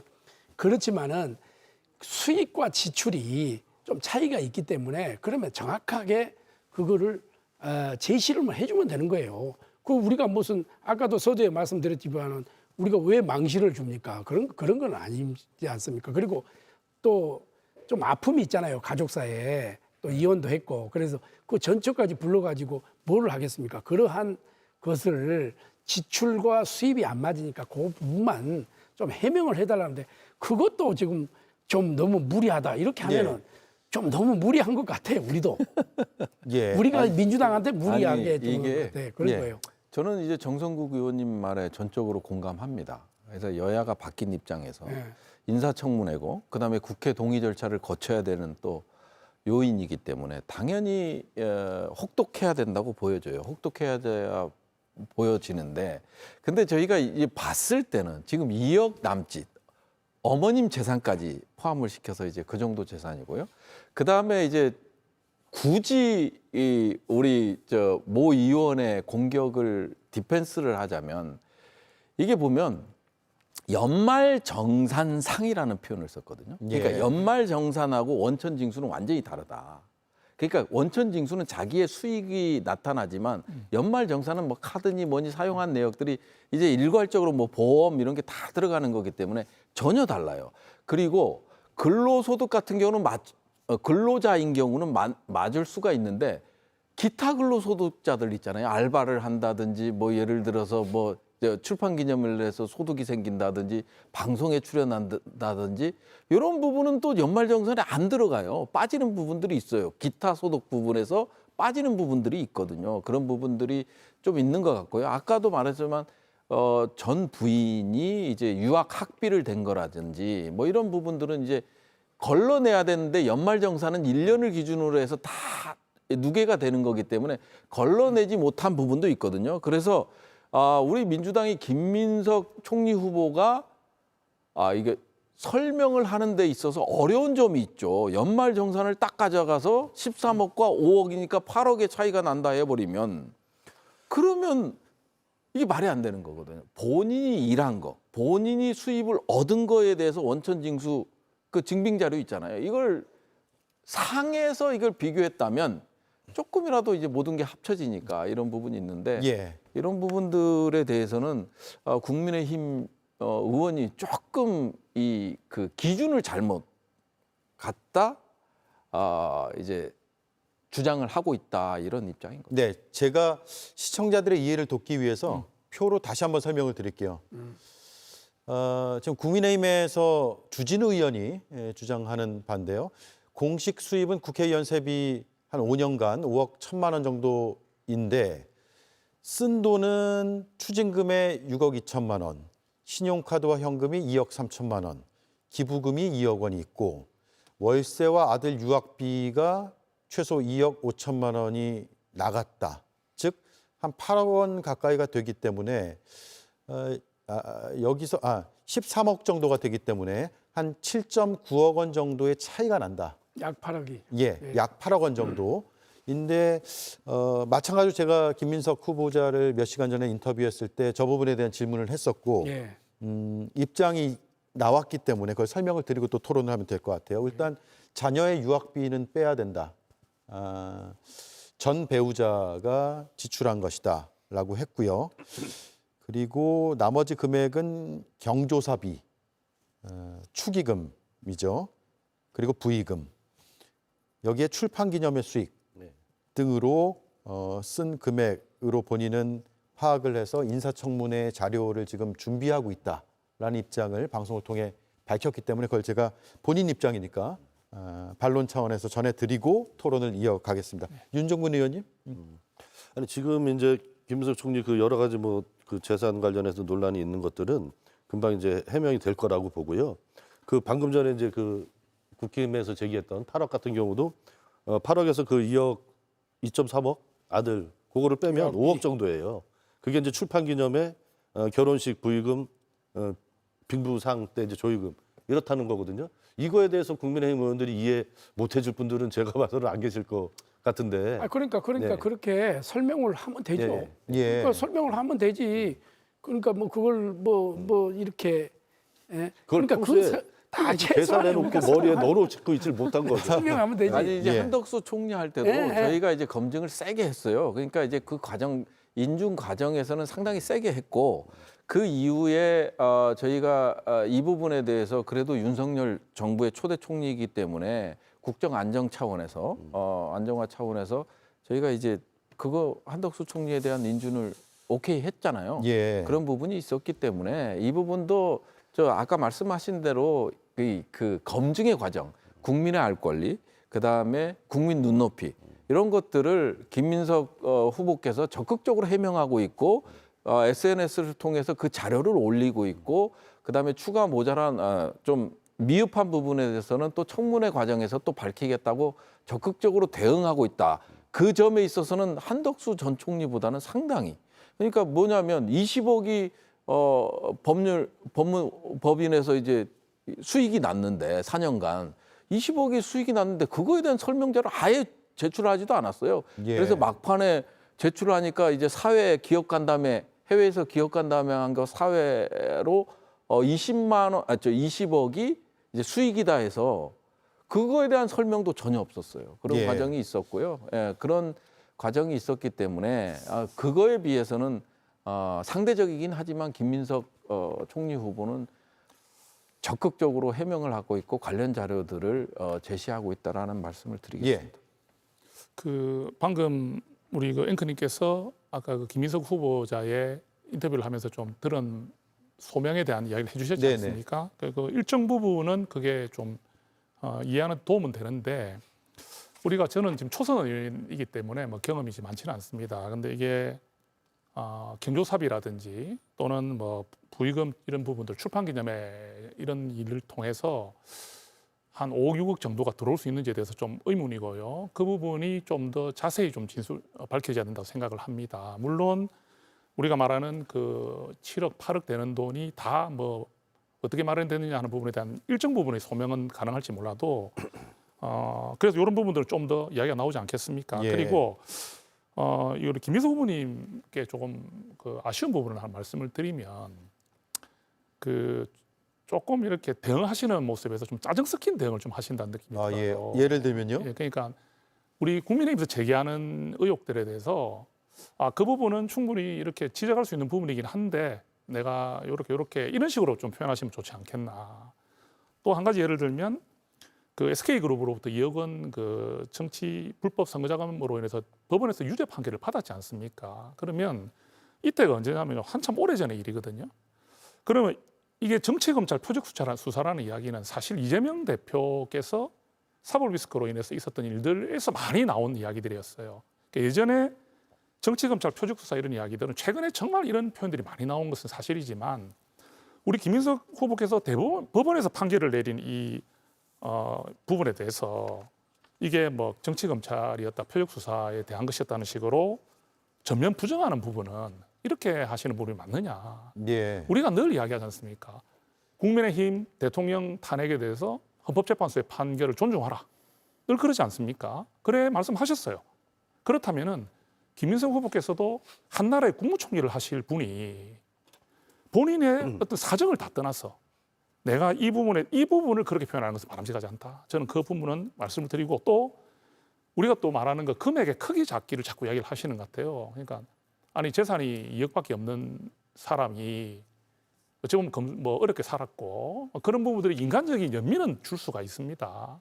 줄 수는 있는데 그렇다고 해가지고 이 과정에서 예를 들어서 뭐 차용증 이런 부분에 문제가 있었다든지 또는 어떤 금전의 거래 부분에 있어갖고 문제가 있었다든지 이런 부분이라면은 그것은 금액이 크고 작는 부분은 아니거든요. 그것이 본질을 흘릴 수는 없습니다. 그래서 저는 한나라의 국무총리가 되실 정도의 분이시라면 또 우리 뭐 김대식 의원께서 개인적으로 또 훌륭한 분이라고 하신다면 저는 개인적인 의견이 없기 때문에 모르겠습니다. 그리고 또 정치 여정을 봤을 때 정말 좀 인간적으로 봤을 때 저희가 볼 때는 정치 선배시잖아요. 그죠? 개인적 의견은 없지만 그런 부분에서 고초라든지 어려움이 있었던 부분은 공감을 합니다. 하는데 이제는 국무총리가 되실 분이니 그런 부분에 대한 호소보다는 좀 더 객관적인 자료와 그런 설득력 있는 말씀으로 국민들에게 공감을 받는 것이 맞지 않겠나 예. 생각합니다. 예, 먼저 드릴게요. 예. 예, 그 제가 알기로는 이제 출판 기념회가 이제 한 번이 아니라 여러 차례 이렇게 좀 했던 걸로 이제 전해 예. 들었고요. 좀 전에 말씀 주신 그 2002년 그 사건 같은 경우에 그 당시에 이제 김문석 후보가 이제 제가 뭐 직접 들은 얘기거든요. 서울시장 이제 후보로 출마를 했었죠. 그래서 SK로부터 2억을 받아서 정치자금법 위반으로 이제 유죄가 된 건데 이게 이제 어떤 거냐면 법원에서도 인정을 했어요. 김민석 후보가 당시에 직접 기업에 정치자금을 요구하지 않았다. 이거는 법원도 인정을 했습니다. 법원도 인정을 했는데 불법 정치자금을 인지하고 받았다는 판단. 이것 때문에 이제 유죄가 난 거거든요. 이렇게 말씀드려볼게요. 친구랑 동업을 해서 회사를 운영을 하는데 어려운 일이 생겼어요. 그래서 저는 모르게 다른 친구가 어떤 이제 자금을 차입해서 썼단 말입니다. 근데 이 과정에서 회계가 불법적으로 됐어요. 그래서 같이 책임을 지게 되는 이런 상황이 연출된 겁니다. 그 당시에 이제 정치자금법상 후원 가능한, 모금 가능한 금액의 한도를 넘었었기 때문에 문제가 된 거예요. 만약에 그 안에 들어갔다면 그것도 문제가 안 됐을 겁니다. 그래서 이거를 엄밀히 보면 본인이 꼭 책임지고 다 추징금 내고 그래야 될 의무도 사실은 없는 거예요. 그거는 회계 담당자 잘못이거든요. 그런데도 김문석 총리 후보자는 이거를 본인이 다 책임지고 지금까지 가중 계산까지 되면서 이걸 다 낸 겁니다. 어떻게 보면. 그래서 그 당시에 있었던 그 선배 정치인들은 그걸 왜 당신이 다 뒤집어 쓰고 책임지고 그 재산도 없는 사람이 지금까지 그렇게 고생을 했냐. 이렇게 얘기를 하는 거예요. 그래서 완전히 김문석 후보자가 정치법 위반으로 100% 유죄가 된 것이 아니고 법원에서도 김 후보자가 정치자금을 요구하지 않았다라고 하는 것은 분명히 인정한 사실이고 이런 정황의 사정이 있었다라는 걸 좀 말씀드리고요. 이런 말씀 드려도 되는지 모르겠는데 제가 개인적으로 정치인으로서 또 김문석 후보를 총리로 지지하는 이유는 많이 떨어지고 고생하셔서도 한 이유가 됩니다. 그 링컨 대통령의 인사 쓰는 원칙이라고 그러죠. 본인은 떨어져 보지 않은 사람, 낙선해 보지 않은 사람은 참모로 쓰지 않는다. 정치인이 낙선을 해봐야 국민들 귀중한지 알고 유권자 귀중한지 알고 모시는 마음을 갖게 된다. 이제 이런 얘기 했잖아요. 오랫동안 10수년, 20, 30년 고생을 했기 때문에 오히려 그런 것들이 다 몸에서 잘 배서 총리로서 국민들을 잘 모실 그런 준비가 돼 있는 분이다. 이런 말씀 드리고 싶고요. 오늘 이제 두 분 말씀하시는 거 보니까 혹독하게 검증은 하시는데 인준을 반대하지는 않으실 것 같아요, 느낌이. 그래서 혹독한 검증하시는 거 좋은데 인준에는 찬성해 주시게. 근데 사실은 나는 우리 김민석 후보자께 제가 부탁을 해봐. 그거 지금 판을 키울 필요가 없어요. 왜 판을 키웁니까? 본인이 여기 와서 또 이렇게 방송에 와서 하고 유튜브에 왜 나갑니까? 1인 지하의 만인 지상입니다. 총리는 무게감이 있어야 돼요. 대통령 다음으로 국정의 전반을 그걸 해야 되는데 너무 조금 우리 국민들로 봐서 예. 상당히 오만하고 교만하게 보일 수가 있어요. 겸손하지 못하게 보일 수가 있어요.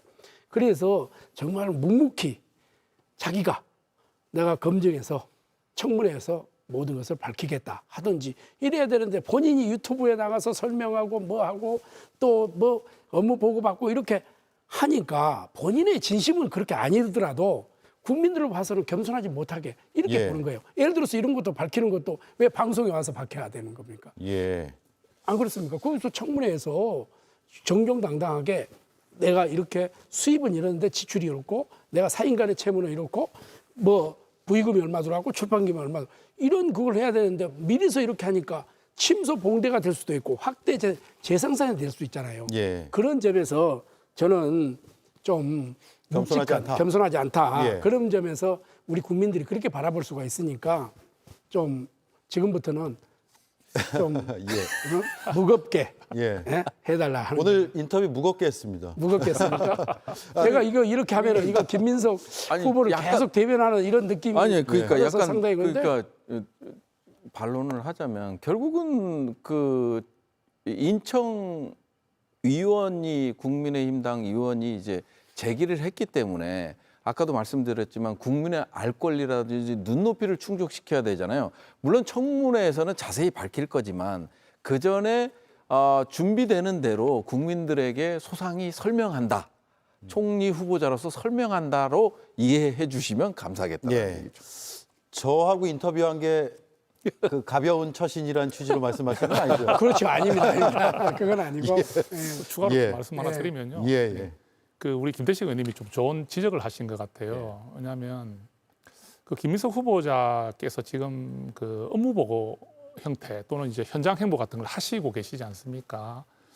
근데 이게 과거에 뭐 총리 후보자가 이렇게 했다 저렇게 했다가 중요한 게 아닌 것 같아요. 지금은 제가 아까 말씀드린 대로 권력이 집중돼 있는 현상이고 그리고 또 우리가 또 이런 표현도 좀 하잖아요. 이재명 대통령을 지키는 데 있어서 가장 큰 공을 세운 분도 맞습니다. 그러니까 우리가 이재명 대표가 굉장히 어려운 정치를 하시고 뭐 이렇게 대통령께서 이렇게 정치 여정을 올라오실 때 옆을 지켰던 의원의 그런 어떤 동지에 대한 그런 마음들 뭐 우리가 정치하면서 있을 수는 있겠죠. 그런 여러 가지 이유들 또 김민석 후보자의 그런 자질이나 능력 그런 것들이 있어서 대통령께서 지명하셨던 거로 생각합니다. 그런데 과거에 이런 일을 할 수 있었다 없다 떠나서 지금 기준에서 좀 낮은 자세로 정말 임하셔야 된다. 그래서 그 첫 번째 중에 하나가 우리 메신저에 대한 공격도 뭐 김민석 후보자가 직접 하신 건 아니지만 그 어떤 동료를 향한 마음들을 표현하실 때 지금은 인사청문 대상자는 김민석 후보자입니다.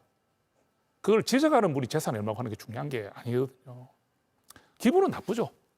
당신은 뭐 잘났다고 뭐 그렇게까지 대단하게 뭐 바르게 살았다고 그렇게 하느냐 하는 마음은 우리가 마음속으로는 가질 수 있어도 지금 그 대상자를 향해서 우리가 하는 것이지, 그죠? 그것을 지적하는 사람이 무슨 그런 거냐를 따지기 시작하면은 앞으로 우리가 청문회가 안 됩니다. 예. 그래서 저는 우리 민주당에서 다 동료 의원이시잖아요. 그렇다면은 오늘 논쟁을 했으니 JTBC 논쟁을 하고 갔으면 예. 가셔가지고 오늘 뭐 김대식 의원, 정성국 의원하고 이야기해 보니까 그래 우리가 그렇게까지 할 필요는 없겠다. 전선을 확대하지 말자. 이렇게 해서 좀 우리가 바르게 좀 갔으면 좋겠습니다. 그리고 또 하나들은요. 김민석 후보자에게 집중됨으로 인해서 나머지 분들이 검증이 허술해져서는 안 되겠죠. 근데 지금 이게 너무 김민석 후보자에게 좀 물론 아직까지 장관들이나 이런 분들이 지명이 안 됐기 때문에 지명된 분들이 그렇게 많지는 않은 상황이지만 우리 오광수 민정수석 낙마했지 않습니까? 예정자 그런 상황이 그때 되고도 했는데 다른 분들에 대한 검증도 저희들이 좀 더 관심을 가지고 민주당도 좀 더 철저하게 인사검증을 하셔가지고 이런 공직 후보자들이 이런 국민들의 이런 높이 맞지 않는 분들이 되지 않도록 더 노력해 주시기를 부탁을 좀 드리겠습니다. 예. 더 하실 말씀 있으면 여당에서도 한 말씀 하시죠. 윤종근 의원님. 국민의힘이 지금 제가 보기에는 좀 난처할 것 같아요. 솔직히 이제 김민석 총리 후보자가 결정적으로 낙마할 정도는 아니다 이런 거를 다른 분들이 다 좀 알고 계실 것 같고 어떻게 보면은 김민석 총리 후보자를 이렇게 키워준 분이 윤석열 대통령이시잖아요. 그 국민들이 김민석 총리 후보자에 대해서 강렬한 인상을 갖고 신뢰를 주게 된 계기가 12.3 내란을 일찍부터 개업을 예견하고 그런 움직임들이 있다. 이런 걸 하면서 그때 누가 그 말을 믿었겠습니까? 저도 예. 처음에는 아, 무슨 얘기야 이런 저희 당 내에서도 그런 분위기였었는데 그 이후에 벌어진 일련의 일들 과정 속에서 정확하게 예측을 하고 대응을 하고 이런 부분들이 이제 인정받았기 때문에 지금의 이제 총리 후보자가 됐다고 생각을 하거든요. 그리고 이제 더 중요한 것은 그렇기 때문에 이제 내란 6개월 동안 우리나라 경제가 예측 가능성을 갖고 있지 못했지 않습니까? 그러다 보니까 경제 성장률도 이제 많이 하락되고 그랬는데 그런 측면에서 이재명 대통령, 김민석 총리 이 체제에 대해서 국민들이 기대하는 것은 한마디로 말하면 일하는 정부를 만들어 달라라는 거라고 저는 생각을 해요. 그런 면에서 굉장히 이제 부지런하게 성과를 내오고 우리나라 대한민국 경제를 예측 가능하게 운영해 갈 만한 면모를 보여주었다 그동안. 예. 그거를 국민들께서 인정해 주시고 있다고 보거든요. 그런 면에서 총리 인준에는 꼭 좀 찬성해 주시기를 다시 한번 부탁드리겠습니다. 예. 자, 마지막 발언 1분 남았거든요. 네. 예. 부승찬 의원님 해주시죠. 참 이게 국정 운영의 동반자입니다. 또 이제 입법부의 또 동료들이고요. 그러다 보니까 이제 가장 중요한 거는 국민의 삶 아니겠습니까? 지금 최악이지 않습니까? 최악이다 보니까 모든 걸 떠나서 민생 경제를 회복시키는데 같이 갔으면 좋겠다 이런 말씀을 드리겠습니다. 예. 자, 화기애애한 가운데 진중하고 또 건강한 토론도 된 것 같고요. 또 서로를 많이 존중해 주셔서 오늘 시청자들께서도 굉장히 감명 깊은 토론이 되지 않았을까라는 생각이 듭니다. 자, 마지막 정리의 시간을 좀 드리겠습니다. 60초 광고 듣고 오겠습니다.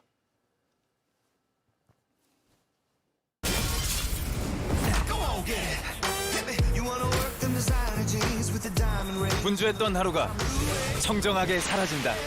강력한 리얼탄산 100%. 이 맛이 청정 라거다. 테라. 여기도 콘드로이친, 저기도 콘드로이친. 비슷비슷한 이름들에게 따라할 수 있는 건 비슷한 이름. 딱 거기까지. 다양한 국가에서 연구된 관절 연골 건강지표 개선 확인. 이 정도는 담아야 이름값 하는 콘드로이친. 관절엔 콘드로이친 1200. 홈키파 홈매트. 박수 말고 홈매트 제로. 모기에는 빠르게. 향, 보존제, 산화방지제 제로. 홈매트 제로로 보호. 효과는 확실. 매트매트 홈매트. 걷는 순간 기분 좋은 편한 발걸음에 마음까지 업되죠. 오늘은 왠지 기분 좋은 일들이 더 많아질 것 같아요. 걸을 땐 루무통. 진짜 편하네. 네, 이제 마무리할 시간입니다. 각 1분씩 드릴 텐데 먼저 국민의힘 소속 의원 두 분께 발언권을 드리겠습니다. 이재명 대통령과 이재명 정부에게 바라는 점 위주로 말씀을 해주시면 좋을 것 같고요. 민주당에는 국민의힘에 바라는 점을 말씀해 주시기를 부탁드리겠습니다. 먼저 김대식 의원 시작하시죠. 예, 이재명 대통령의 출범을 진심으로 축하를 드립니다. 대한민국을 위해서 저는 이재명 대통령, 이재명 정부가 성공하기를 간곡히 바라는 마음입니다. 아까도 말씀드렸다시피 우리 국민들은 언어보다는 행동을 기억을 합니다. 우리 이재명 대통령께서 처음 시작할 때 나를 반대하고 나를 비판해도 우리 국민이고 대한민국의 모든 국민의 대통령이 되겠다고 분명히 말씀하셨기 때문에 이제는 극한 대립을 피해서 정말 소수의 우리 국민의힘의 국회의원의 이야기도 좀 듣고 경청하는 자세로 국정에 임하고 또 도와줄 게 있으면 가감하게 우리가 도와드리겠습니다. 그리고 야당의 목소리도 귀 기울여서 국정에 반영하였으면 좋겠다 이런 말씀을 간곡히 드립니다. 국가를 위해서 우리 야당이 추구했던 보수 우파의 정책도 가감하게 국정에 좀 접목을 시켜서 국정을 펼쳐나가는데 좀 도움이 됐으면 좋겠다 이런 말씀을 드립니다. 네, 야당과의 협치, 특히 모든 국민의 대통령이 되달라 이런 부탁과 당부의 말씀을 하셨고요. 정성국 의원님. 예. 뭐 이재명 대통령께 좀 드리고 싶은 말씀은 지지율이 참 49.4가 나왔습니다.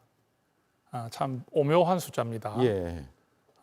제가 말씀드린 적이 있는데 이 반올림을 하고 싶어도 50이 안 됩니다. 이 의미가 뭐 어떤 의미를 주느냐. 지금 권력이 대통령께 집중돼 있고 또 제가 이번에 대선 기간에도 선거동하면서 많이 이야기했던 부분이 일극 체제, 민주당 의원들께서 이재명 그 당시 대표에 대한 비판을 하는 걸 들어본 적이 제대로 없다.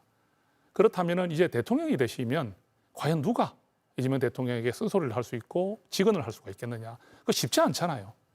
그렇다면 민주당 내에서 그런 역할을 하기가 참 쉽지 않다면 오히려 우리 국민의힘에게 그런 좀 기회를 주셔서 내가 완전할 수 없는 사람이라면 대통령이라 하더라도 국민들의 목소리를 겸허히 듣고 야당의 쓴소리를 들어서 내가 놓치는 부분, 내가 이게 아니었나 하는 부분들을 해줄 수 있는 역할은 오히려 여당에 있는 분들보다 야당이 더 큰 역할을 할 수가 있는 것이거든요. 그래서 저희들을 어떤 반대하는 세력으로 생각하지 마시고 국민의힘을 건전한 야당으로 인정하시면서 저희들의 목소리에 귀를 기울이고 많이 좀 반영해 주시고 함께 정치를 해나갔으면 좋겠다는 말씀을 드리고 싶습니다. 네. 부승찬 의원님. 예, 뭐 이재명 정부가 출범했습니다. 그리고 정말 이게 사실 비정상화를 정상화로 바꾸는 그 시점에 있기 때문에요. 그 비정상화의 정상화를 위해서 국민의힘도 많은 협조를 좀 바라고 싶고요. 물론 잘못한 부분에 대해서는 비판을 가열차게 가해 주시는 게 상권 분립 체제 하에서 견제와 균형에 맞는 거죠. 그렇지만 지금은 가장 중요한 시점 아니겠습니까? 출발선인 동시에 비정상화된 국가를 어떻게 정상화를 시키느냐 하는 그런 과제에 지금 모든 해결에 올인하고 있는 상황이기 때문에 국민의힘도 아까 말씀드렸다시피 국정 운영의 동반자로서 적극적인 협조를 부탁드린다는 말씀을 드리고 싶습니다. 예. 예. 마지막으로 윤종군 의원님. 예, 지금 우리 대한민국 너무나 이제 절체절명의 시기라고 생각을 하고요. 그래서 내란 종식, 또 경제 성장, 민생 회복을 위해서, 또 국민 통합을 위해서 국민의힘도 좀 집권 초에 여러 가지 측면에서 좀 협조해 주시면 좋겠다. 이재명 대통령이 내미는 협치의 손 뿌리치지 말고 꼭 좀 잡아주셨으면 좋겠다는 말씀 드리고요. 기억하시겠지만 윤석열 정부 때 이재명 당시 이제 야당 대표가 제 기억에 6번인가 이제 여야 대표 회담 하자라고 이렇게 계속해서 제안하시다가 6번 만에 처음이자 마지막으로 대표 회담을 한 걸로 기억을 하고 있습니다. 그러나 이재명 대통령 지금 당선되자마자 벌써 이제 두 번째 야당에 손을 내밀고 있지 않습니까? 그 마음을 잘 좀 받아주시다 좀 말씀드리고, 그리고 이재명 대통령이 그렇게 이제 여야 협치를 통해서 분명히 성과내는 정치할 거라고 생각을 합니다. 제가 또 판넬 하나 가져왔는데요. 예. 이재명 대통령이 이제 경기도지사 때 성적표입니다. 처음에는 좀 여러 가지 공격도 있고 그래서 자리를 안착해서 시작을 하지 못했어요. 그래서 2018년도에 처음 이제 17위에서 경기도지사 도지사들 평가에서 시작을 했습니다. 그러나 본인이 스스로 그렇게 얘기를 하세요. 나는 갈수록 더 국민들의 지지를 받을 자신 있다. 뭐 가지고? 일의 성과를 가지고 평가받을 자신 있다. 이렇게 얘기를 합니다. 그래서 2020년 6월 달부터는 거의 12개월 동안 1위를 유지를 했어요. 그래서 경기도지사가 전국 광역단체장 중에 1, 2위 이렇게 한 적이 없다는 거 다 잘 알고 계시잖아요. 예. 근데 이런 성적을 낸 것은 오로지 민생 실용적인 정책을 통해서다. 그래서 선거 때도 많이 말씀하셨지만 민생, 국민들의 삶을 개선하고 나라의 미래를 개척하기 위해서 빨간 정책, 파란 정책이 따로 있지 않다. 김대중 정책이든 노무현 정책이든 박정희 정책이든 국민들의 삶을 이롭게 하는 모든 정책은 다 갖다 쓰겠다. 이런 마음을 갖고 있고 또 그런 얘기를 국민들께 많이 했지 않습니까? 대선 때도. 그래서 그런 마음이 진심이기 때문에 국민의힘에서도 자꾸 의심하시고 경계하지 마시고 대선 때 내세웠던 좋은 공약 같이 실천하자 이렇게 적극적으로 손 내밀고 함께 해주시면 좋겠습니다. 예. 네. 알겠습니다. 자, 네 분의 말씀 잘 들었고요. 마지막으로 60초 광고 뒤에 돌아오겠습니다. 괜찮아. 나 많이 마셨어. 진짜 괜찮아. 테라 라이트니까 슈가는 제로, 칼로리는 다운. 마셔도 부담 없이 가볍게. 테라 라이트. KB 다이렉트와 함께 산다는 건 걸음수 할인에 대중교통 할인까지 받고 KB 다이렉트 자동차 보험. 자동차부터 건강, 생활까지 일상을 지키는 힘. KB 손해보험 다이렉트. 유병장. 요거 뭐고? 오키나와가 내게 남긴 것. 남친 여친. 트립닷컴이 내게 남긴 것 호텔 최저가 보장에 라운지 이용권까지 남는 여행 트립닷컴. 빛나는 아침 아무것도 안 해도 기분이 좋아. 벨로테로 리바이브 스킨 부스터. 히알루론산과 글리세롤이 만나 빠르게 오래오래. 벨로테로 리바이브 스킨 부스터. Merge Aesthetics. 네, JTBC 논쟁 여기서 마치겠습니다. 늦은 시간 토론해 주신 네 분, 특히 오늘 토론 테이블에서 보여주신 상호 존중과 배려, 하반기 국회에서도 많은 시청자들이 기대할 것 같습니다. 감사드립니다.